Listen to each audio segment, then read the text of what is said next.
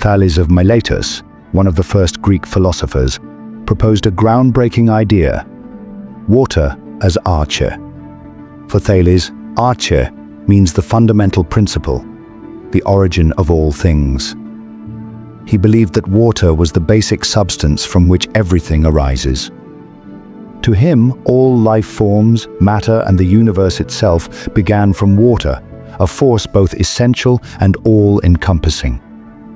Thales observed that water exists in different states, liquid, solid, and gas, allowing it to adapt and change, much like life itself. He argued that this flexibility demonstrated water's unity and power over all things.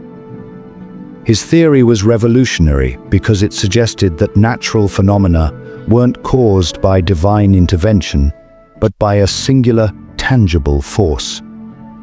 Thales didn't claim that water was a god, but rather the physical principle that gave rise to life and the cosmos.